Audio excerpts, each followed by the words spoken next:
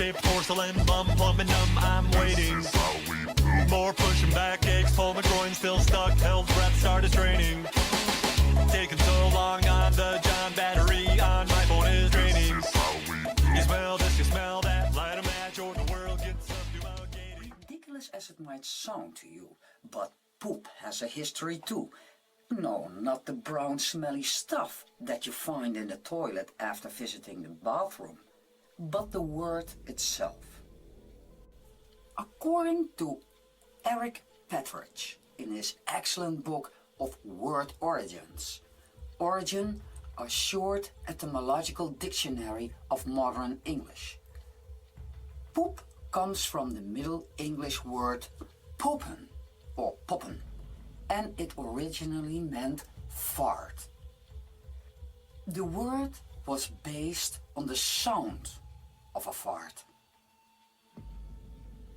But what is it that makes us poop and fart this often?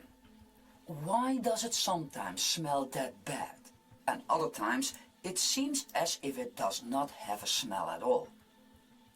And how does a steak on our plate, or the drinks that we drink, are being turned into this brown smelly stuff we call poop? By the way, did you know that whale poop is used by microorganisms to photosynthesize and produce oxygen? I am your host, Maria Anna van Driel, and you are listening to The Next Truth, where science and myth meet. And this week I'm speaking with practicing gastroenterologist and hepatologist Dr. Samir Islam, and take with him an astonishing journey through the sewers of the human body, our intestinal system, and see if we can answer this question: which valuable information does our poop hold about our health? This is how we poop, yeah. Test the faith and ain't something and I'm poop to the can. This is how we poop, do. This is how we poop. This is how we poop, yeah. Take an X-Lax, ain't something to help my gluteus blast. This is how we poop, do. Samir, welcome to the radio program of The Next Truth, where science and myth meet. You are a gastroenterologist and a hepatologist. Oh my God, I took so long for this. I cannot pronounce it. But even though I cannot pronounce these words, oh God, they are so difficult. I also have no idea in which direction I have to look or think.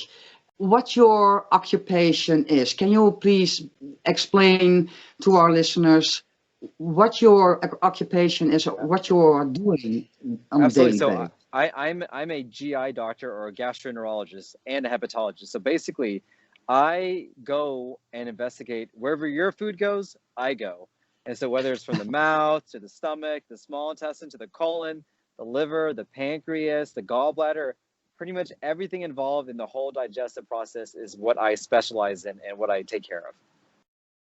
So, but what influenced you to, well, say so, to dive into the sewers of the human body? Well, it's a great question. A lot of people ask me this because they always wonder, hey, why do you want to be around poop all the time? And that's a very common question I get all the time. Well, my dad's a doctor, and so I knew that from a young age I wanted to be a physician. And what gastroenterology does, it does a very nice balance of being able to do procedures, but also to see patients in the office as well. So it gives you that nice balance. And so if I have a patient coming to me for, let's say, for example, diarrhea or abdominal pain, instead of me guessing what is going on or just, trying to say, I think it may be this, let me try some treatment, I can actually investigate to see what's going on. I can look and see. I can get a more clear answer to my patients to get them feeling better. But you say, in the beginning you said, where our food is going, you are going. So yes. How? And because I'm always wondering, when I'm eating a hamburger, for instance, How does that being converted into, well, this brown, messy stuff we call food? Yeah, and so that's the whole process of digestion. So digestion actually begins in your mouth. So as soon as you put that hamburger in your mouth, you start to break down that food into smaller components that you absorb. It goes to the esophagus, goes to the stomach, where more and more churning and breaking down occurs, in which you take more and more proteins, fat, and carbohydrates out. Then as going through the small intestine, even more absorption occurs. You take out more and more of those substances that you need. So eventually you get to the colon, and where in the colon, that's where you basically get rid of all the junk that you don't need. And that's exactly where that stuff comes out that you don't need anymore, all that waste. So this food that we are eating, is that also the cause that sometimes our poop is smelling very bad, or sometimes that you say, my God, I do not even smell it at the moment? Absolutely. It's a combination, not only food, but also how you process and digest your food yourself. So for example, if I ate a hamburger, my way of processing that hamburger is very different from yours, which means that my gas may be very different from yours, even if we eat the exact same thing. So it's a combination of what we eat, but also how our individual's body will process that particular food. And you think that that there is a possibility that when somebody is eating extreme lot of fast food is well, influencing well, what's coming out of us when in comparing to somebody who is eating all the time vegetables and fruit, for instance, just the healthy that Absolutely. influences. Absolutely. There's no doubt in anybody's mind that what you eat affects what is going to be going on inside your GI tract. Absolutely. And there's so many clinical trials, clinical studies, and I see this in my own practice where the way people eat really can affect their health, both inside the gut and outside the gut. So for example, skin problems, joint issues, hair issues, it all really start within what's going on in terms of digestion. So you say health, skin issues or health problems. So could it be so that when we look back in the toilet and we see the color or we smell our poop, that we can tell ourselves if we are ill or not at that moment, or just plain simple healthy? Yes, you can. So I like to think of your stool as the check engine light for your car. And so depending on the color, the size, the consistency, how easy it is for it to pass whenever you have a bowel movement, those are all signs of what could be going on inside your body. Absolutely. So what is the sign for being ill or becoming ill, or just plain being simple healthy? Yeah, it's a good question. So this is information that we're currently going through investigation now, but we do know a couple of things. So number one, if you ever have black stools that are tarry or red stools that are red, those are signs of something bad going on. What we try to aim for is, it's kind of a weird analogy, but a nice sausage-shaped stool. That's what we want. That's like the perfect poo. I call that the Greg Louganis of bowel movements. It's big, it's formed, has little splash. And you can have small little, changes from that, but that's kind of the ultimate poo. So if you have a lot of stool that's oily, that's floating, that's a sign that you may be not absorbing fat. Or if you have food that's stool that's very hard, very clumpy, that could be a sign of not having enough water or fiber as well. Or if you have just watery stools that just don't form, that could be a sign of some infection going on or some disease going on. And so it can really vary depending on the type of stools that you have. Don't tell me that you are comparing these poop thingies, well, to say so, with live specimens. we sometimes do. Sometimes it's the best analogy that we have. Oh God, that is such a, well, sorry to say so, but a real gross job that you have there. I know. You say you have a practice, right? And I can imagine that there have been, well, really bad jokes. What is the most hilarious comment or question that you have got from or a patient or a YouTube viewer, because you also have a YouTube channel? I do. So it's a I don't, it's a very good question. I think probably, besides why did I want to go into a field that's dealing with poop every single day, which is pretty much a question I get every single day. A lot of people, it's a very good question. A lot of people ask about farts. They really do. They want to know why their farts either smell really, really bad. They want to know why their farts maybe don't smell bad. They want to know why their gas maybe lingers in a room versus other people where it doesn't.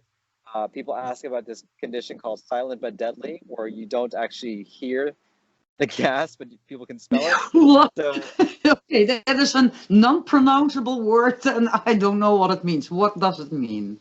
Silent but deadly? Yes. So what it means is that, you pass a fart, no one can hear it, but they can sure smell it. And people ask me about questions like this all the time. That you are sitting in a room and that you go, what the heck was going on? Yep. Something exactly like right. that. That's exactly right. So, but besides that, there are, humoristic moments in your occupation. There can also be, the lesser moments. Most bad moment that is it happened with one of your patients that you can recall. Yeah, so I can recall this. This happened last week. It's unfortunately giving somebody the diagnosis of cancer.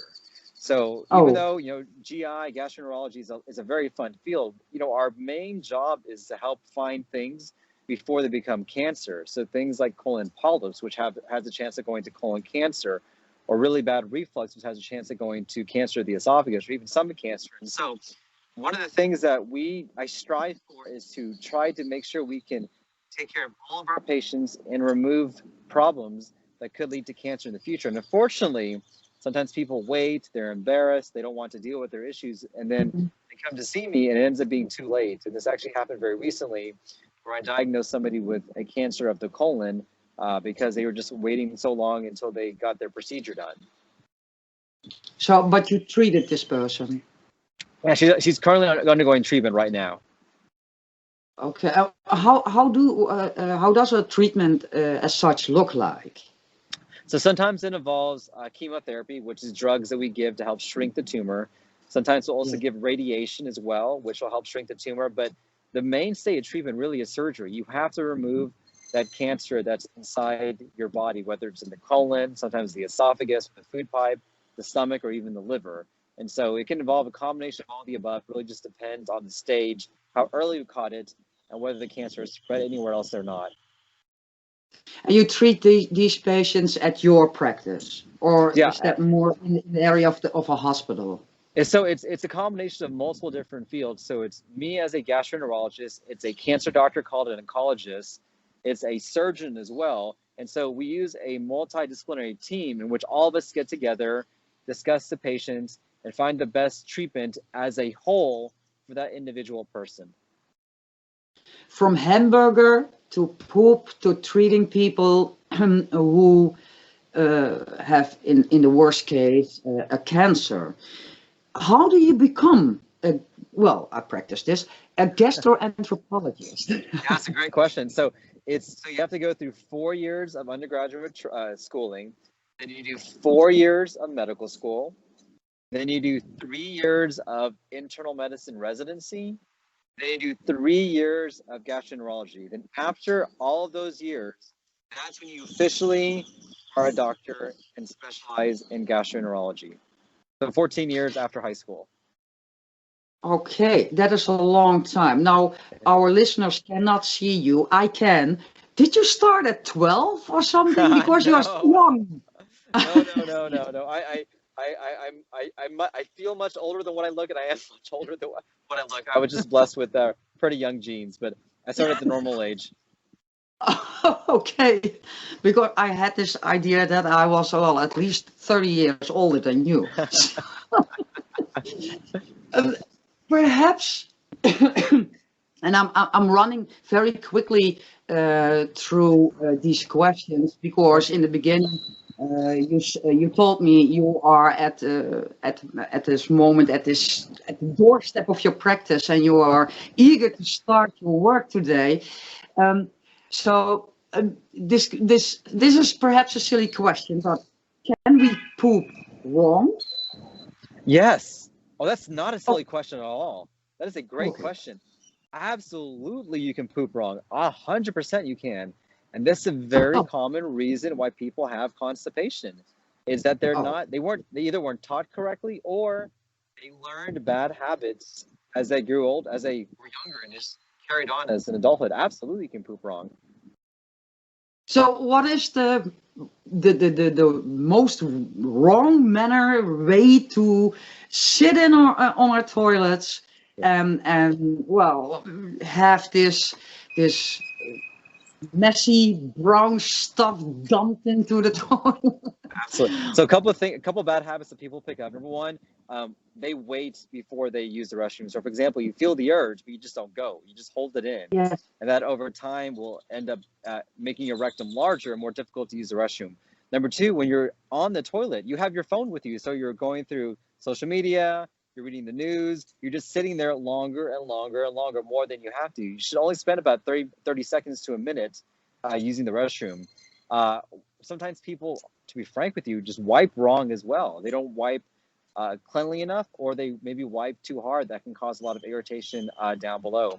Or for some people, sometimes just they they have issues in terms of keeping themselves clean, and that can be a habit people pick up over time because in a rush to go from one place to another. So there's a lot of bad habits that people pick up over time that can really affect how you have a bowel movement. So if we can poop wrong, do you have tips for people to do it in a more correct way so Yes. that gas flows easier and etc.? Yes, absolutely. So number one, when you feel the urge to go, go. Don't wait. Don't just walk around. Find a restroom and use it. Number two, whenever you're on the toilet, don't get your phone and don't be on your phone. Spend no more than 1 minute using the restroom. If you cannot go, just get up and don't even worry about it. Number three, I highly recommend using some sort of device to elevate your legs. Now, whether it's a stool that you can put your legs on to help elevate those legs, that changes the angle when you use the restroom. Next, I really recommend using a bidet. A bidet is a fantastic option to keep yourself clean, to make sure that you don't have any problems down below and that you don't cause a lot of irritation. And then lastly, if you can increase your fiber, fiber is the backbone for gut health. If your fiber intake is low, there's really not a lot that you can do to help yourself out, but you have to have that foundation of fiber. If you do these things, these are probably my tips I recommend to all my patients to get them a perfect poo. And so we can find these tips and perhaps many more on your YouTube channel. Absolutely. On my YouTube, Instagram, Facebook, everything. I constantly talk about poo on all these devices. Yeah, I saw a couple of videos of you sitting in your office and talking about that. So I expected you to be in your office at this moment. I forgot that I'm 7 hours ahead of you. I have this, okay, I have this one question, but it's a personal question. Yeah. Each morning, when I have done all my things like walking the dogs and etc., I sit down behind my computer, start everything up, and I always have my cup of coffee. Yeah. Within 2 minutes, if I like it or not, I have to go to the bathroom. Yeah. What is it that makes us poop when we or have to go to the bathroom when we drink coffee, or at least I? Yeah. That's a great question. So I actually have a video on this. This is great. And I talked about this recently. So there are two things in coffee that make you go. Number one is the oils. So the oils in the coffee actually causes more contraction inside your gut. And that contraction will cause you to have a bowel movement. Well, also, number two, for a lot of our patients, is caffeine. So caffeine can also wake up your GI tract and allow things to go. So the combination for two things, oil and caffeine. Now, decaf can make you use the restroom as well, but it's mainly based on the oil that's in the decaf coffee, so obviously not the caffeine. But if you have caffeinated coffee, the combination of both the oils in the coffee beans and the caffeine, that's the trigger for having a good bowel movement. Well, so oil is the cause that I am running after 2 or 3 sips of coffee in the morning. Mm-hmm. I wonder why it is only in the morning and the rest of the day I'm drinking as well coffee. So I can tell you why. So in the morning also, you have this reflex called the gastrocolic reflex. So this is a common reflex we have in the morning. So basically when you're sleeping and throughout the day, your GI tract is sleeping as well. So your colon, your stomach, it's all sleeping. It's really not doing anything. So as you get up, as you start your day, that's when your GI tract also wakes up as well. And it's kind of, it's sometimes a little groggy, it needs a kick.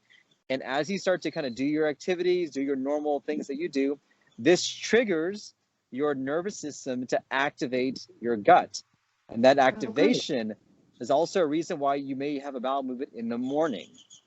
Okay, I wasn't aware of that it had to be woken up as well. I thought it was working 24/7. Whenever you're sleeping, it works, but it works very slowly. It's kind of the rest and digest period when your GI tract doesn't do a lot. Well, according to my husband, this system is also working with me during the night. That's hilarious. And he doesn't like it, by the way. That's funny. As I just said, you are eager to go to work. You are standing in front of the front door of your practice. So, do you have any additional advice for young people or fresh students who like to start their career as a gastroenterologist?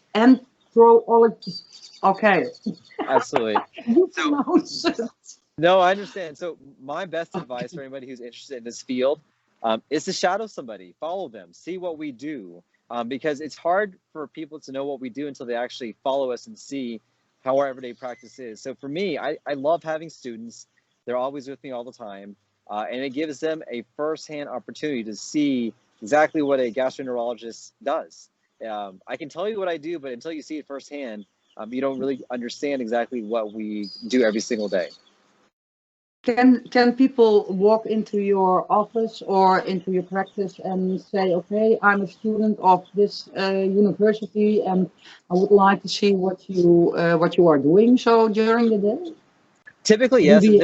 There is a little bit of an application process that we have to go through, just to make sure that that you follow all of the rules that we have and making sure that you are who you are and things like that. But by and large, for most people, and once they kind of go through that process, it's very easy to follow us. I have people do it all the time.